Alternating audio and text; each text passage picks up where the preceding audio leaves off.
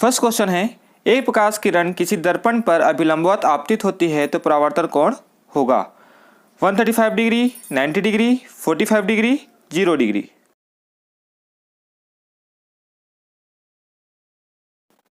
तो इसका आंसर होगा 0 डिग्री। अब देखते हैं कैसे। तो हमको पता है कि वी नो दैट कि इंसिडेंट एंगल मतलब आपतित किरण बराबर क्या होता है, रिफ्लेक्टेड एंगल मतलब परावर्तित किरण। मतलब जितना आपतित होगी उतना ही क्या हो जाएगी, परावर्तित हो जाएगी। तो देखिए यहाँ पर ये सीधे सीधे आ रही है तो वापस ही ये उसी डायरेक्शन में क्या हो जाएगी, वापस लौट जाएगी। कहने का मतलब ये है कि यहाँ पर जो एंगल बनेगा आपतित किरण और परावर्तित किरण के बीच में, तो एंगल क्या बनेगा, 0 बनेगा। क्या एंगल बनेगा, 0। तो इसका आंसर है आपका 0। सेकंड क्वेश्चन है, एक उत्तल दर्पण की फोकस दूरी 20 सेंटीमीटर है तो उसकी वक्रता त्रिज्या क्या होगी, 10 सेंटीमीटर, 20 सेंटीमीटर, 30 सेंटीमीटर, 40 सेंटीमीटर।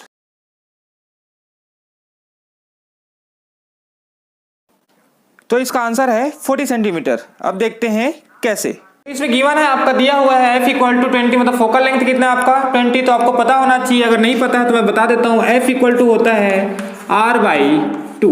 मतलब फोकल लेंथ जो होता है, मतलब फोकस दूरी जो होती है वो त्रिज्या की क्या होती है, आधी होती है। मतलब रेडियस ऑफ कर्वेचर के क्या होता है, हाफ होता है। तो यहाँ पर देखिए हमको r की वैल्यू निकालनी है, मतलब वक्रता त्रिज्या निकालनी है। तो r इक्वल टू क्या हो जाएगा यहाँ पे 2 इंटू एफ, क्रॉस मल्टीप्लाई करेंगे तो 2 इंटू क्या हो जाएगा आपका, f की वैल्यू कितनी है 20, तो r की वैल्यू क्या हो जाएगी आपकी 40। तो r क्या हो जाएगा आपका 40, तो आपका आंसर क्या होगा 40। तो हमारा थर्ड क्वेश्चन है, वस्तु से छोटा और आभासी प्रतिबिंब प्राप्त किया जा सकता है समतल दर्पण से, उत्तल दर्पण से, अवतल दर्पण से, उपयुक्त सभी से।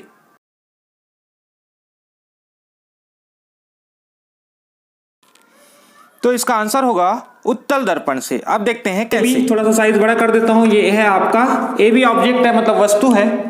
ये क्या होती है, सबसे पहले इसका कंडीशन होता है ये कॉन्वेक्स मिरर है, मतलब उत्तल दर्पण है, ये फोकस है, और ये क्या है आपका सेंटर ऑफ कर्वेचर मतलब वक्रता केंद्र। अब यहां से हम जब भी लाइट आएगी ये क्या हो जाएगी, पैरेलल आएगी। अब पैरेलल आएगी तो देखिए क्या होता है, कॉन्वेक्स मिरर में वो वापस उसी डायरेक्शन में आती है। तो सबसे पहले तो पैरेलल आ रही है यहाँ पे, मतलब समांतर आ रही है। दूसरी किरण कैसे आएगी, यहाँ से सी के डायरेक्शन में जाएगी। कौन सी डायरेक्शन में जाएगी, ये सी के डायरेक्शन में जाएगी, ये देखिए। और सी के डायरेक्शन में जाती है तो उसी डायरेक्शन में क्या हो जाती है, वापस लौट आती है। तो जाती तो उसी डायरेक्शन में और आती भी उसी डायरेक्शन पे है। यहाँ पर दो, अगर इसको आगे की ओर बढ़ाया जाए तो अगर आपको पता होगा कि जो भी पैरेलल मतलब समांतर किरणें आती है, मतलब पैरेलल रेस आती है, वो कहाँ से होकर जाती है, फोकस से होकर जाती है। तो इसको फोकस, ये कहाँ से जाएगी, फोकस से। ये देखिए कहाँ से होकर जाएगी, फोकस से होकर जाएगी। और ये जो है दूसरा जो रेस है, मतलब दूसरी किरण है, वो सी के डायरेक्शन में जाएगी। तो इसको बढ़ा दीजिए आगे सी के डायरेक्शन में। यहाँ पर देखिए सी पर, तो यहाँ पर ये दोनों जहाँ पे क्रॉस करते हैं वहां पर इसका जो इमेज है वो बनेगा, मतलब ए डैश बी डैश। यहाँ पर क्या बनेगा, ये देखिए ये ए डैश हो जाएगा और ये क्या हो जाएगा, बी डैश। मतलब यहाँ पर आप साफ साफ दिख रहा है आपको कि ए बी का जो साइज है वो छोटा हो गया और सीधा है। तो यहाँ पर कैसे बनता है, उत्तल दर्पण द्वारा, मतलब कॉन्वेक्स द्वारा सीधा बनेगा पहला चीज। दूसरा वर्चुअल मतलब आभासी बनेगा और साइज में छोटा बनेगा। ओके। क्वेश्चन नंबर 4 है, वस्तु से बड़ा एवं आभासी प्रतिबिंब प्राप्त होता है समतल दर्पण से, उत्तल दर्पण से, अवतल दर्पण से, अवतल लेंस से।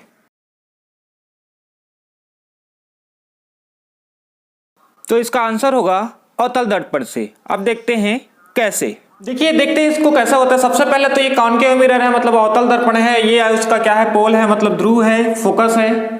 और ये क्या है, सेंटर ऑफ कर्वेचर मतलब वक्रता केंद्र। वस्तु कहाँ पे रखी हुई है, ऑब्जेक्ट कहाँ पर रखा हुआ है, फोकस और पोल के बीच, मतलब फोकस और ध्रुव के बीच में रखी हुई है। तो देखिए ये कैसे बनता है। सबसे पहले तो ये तो बड़ा बनेगा, कैसे बनेगा देखते हैं। सबसे पहले ये ऑब्जेक्ट है जो, और ऑब्जेक्ट का जो किरण आएगी वो क्या हो जाएगी, पैरेलल आएगी। पैरेलल आएगी मतलब इस तरीके से आएगी, ये पैरेलल मतलब समांतर किरणें आएगी। जब समांतर आती है तो कहाँ से होकर जाती है, आपको पता होना चाहिए। जब समांतर होती है तो फोकस से होकर जाती है। तो मैं इसको इस डायरेक्शन में, ये देखिए ये क्या हो जाएगी, फोकस से होके जाएगी। सेकंड कहाँ से आएगी, अब देखो सेंटर ऑफ कर्वेचर है। सेंटर ऑफ कर्वेचर मतलब ध्रुव है, ध्रुव से, तो ध्रुव के डायरेक्शन में होके जाएगी। तो ध्रुव के डायरेक्शन में कैसे होके जाएगी, ये देखिए यहाँ से, ये इसको मैं इस तरीके से कर देता हूँ, ये, और ये वापस इसी डायरेक्शन में आएगी, ध्रुव के डायरेक्शन में। अब देखिए ये दोनों एक दूसरे को कभी क्रॉस नहीं करेगी, बट इसको आगे की ओर बढ़ाने पर, आगे की ओर बढ़ाते हैं इसको, देखिए इसको कहां बढ़ाएंगे, आगे की ओर बढ़ाएंगे। तो आगे की ओर बढ़ाएंगे तो देखिए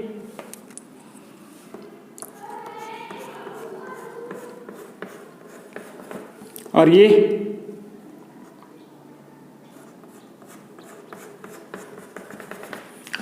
तो यहां पर देखिए यहां पर एक इमेज बन रहा है और यहां पर इमेज बन रहा है, मतलब जो इसका साइज है वो क्या हो गया है यहाँ पे देखिए बहुत ही बड़ा साइज हो जा रहा है इसका, मतलब ये हो जाएगा आपका a डैश और b डैश। मतलब क्या होता है कॉनकेव मिरर में जो उसका साइज होता है वो क्या हो जाता है, सीधा तो बनेगा, सीधा बनेगा मतलब आपको ऊपर बनेगा पहला चीज, दूसरा वर्चुअल बनेगा, आभासी बनेगा, और तीसरा ये है कि ये वस्तु से बड़ा बनेगा।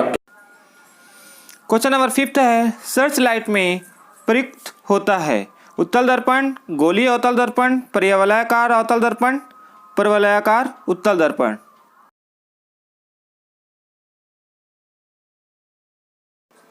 तो इसका आंसर होगा परवलयाकार अवतल दर्पण। इसका यूज इसलिए किया जाता है सर्च लाइट में क्योंकि ये क्या करता है, वस्तु के आकार को बड़ा करके दिखाता है। 6 क्वेश्चन है, एक गोली दर्पण की वक्रता त्रिज्या और फोकस दूरी में संबंध होता है f = r/2, r = f/2, f = r and f = r/3।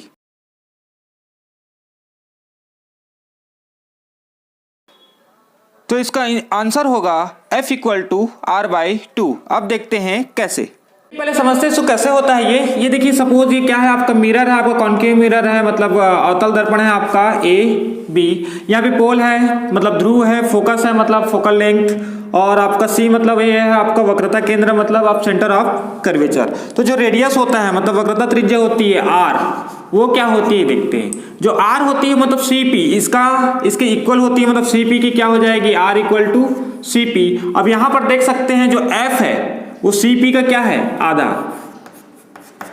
F क्या है आपका, CP का क्या है आपका आधा है। देख रहे हैं यहाँ पे ये जो फोकस है वो P से इक्वल डिस्टेंस पे और C से इक्वल डिस्टेंस पे, तो CP का क्या होगा, आधा मतलब हाफ होगा। अब CP क्या है यहाँ पे R और यहाँ पे 2, तो F = क्या हो जाएगा आपका R/2। क्वेश्चन नंबर 7 है, मोटर वाहनों में पीछे का ट्रैफिक देखने के लिए प्रयुक्त करते हैं समतल दर्पण, उत्तल दर्पण, अवतल दर्पण या कोई भी दर्पण।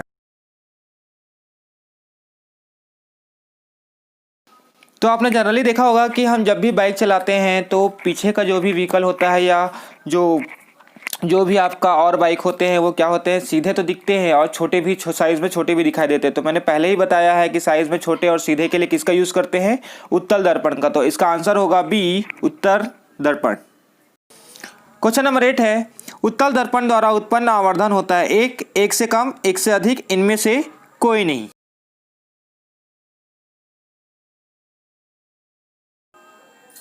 तो उत्तल दर्पण द्वारा प्रतिबिंब कैसे बनता है, देखिए आभासी बनता है, सीधा बनता है और वस्तु से छोटा बनता है। जब भी छोटा बनेगा तो उसका आवर्धन होगा 1 से कम। तो इसका आंसर है B, 1 से कम। क्वेश्चन नंबर 9 है, अवतल दर्पण द्वारा किसी वस्तु का आभासी और बड़ा प्रतिबिंब बनता है यदि वस्तु स्थित हो अनंत पर, अनंत और 2f के बीच, f और 2f के बीच, फोकस और ध्रुव के बीच।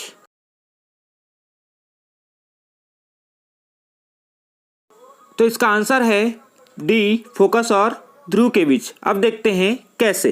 पहला चीज तो सीधा बनेगा, आभासी बनेगा और वस्तु से बड़ा बनेगा। कब, जब वो फोकस और ध्रुव के बीच में होगा। तो आंसर समझ में आ गया होगा आप लोग को। क्वेश्चन नंबर 10 है, अवतल दर्पण द्वारा किसी वस्तु का प्रतिबिंब बनता है सदैव आभासी, सदैव वास्तविक, सदैव वस्तु से बड़ा, कभी वास्तविक और कभी आभासी।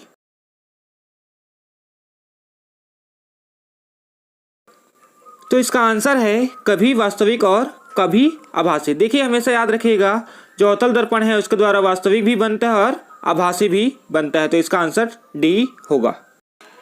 11 क्वेश्चन है, अवतल दर्पण की फोकस दूरी होती है धनात्मक, अनंत, ऋणात्मक, 0।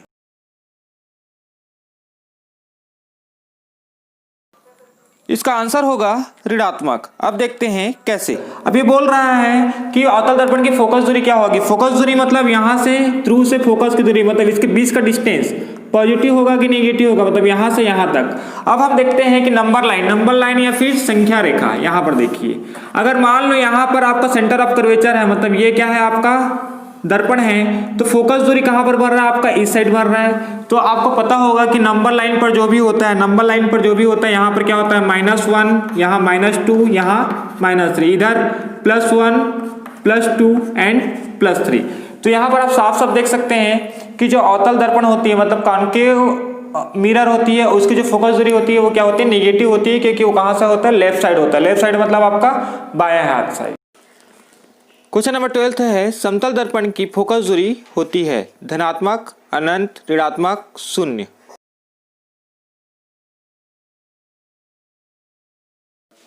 तो इसका आंसर होगा अनंत। समतल दर्पण की फोकस दूरी क्या होती है, अनंत होती है। दाढ़ी बनाने के लिए कौन सा दर्पण प्रयुक्त करते हैं? समतल दर्पण, उत्तल दर्पण, अवतल दर्पण, इनमें से कोई नहीं।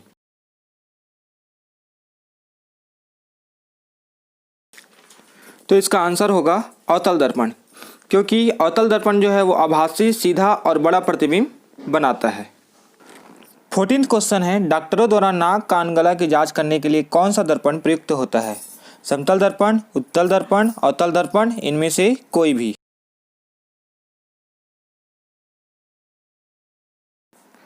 इसका आंसर होगा अवतल दर्पण। नाक, कान, गला इत्यादि की जांच करने के लिए डॉक्टर बेल्ट के द्वारा एक अवतल दर्पण अपने सिर पर पहन लेते हैं तथा इस अवतल दर्पण द्वारा प्रकाश को एक पर्टिकुलर डायरेक्शन में, एक विशेष स्थान में क्या किया जाता है, फोकस कर इसका सूक्ष्म अध्ययन करते हैं। इसलिए इसका आंसर आएगा अवतल दर्पण। क्वेश्चन नंबर 15 है, सड़क या चौराहे पर लगी बत्तियों में परावर्तक के रूप में किसका उपयोग किया जाता है? समतल दर्पण, उत्तल दर्पण, अवतल दर्पण, इनमें से कोई भी।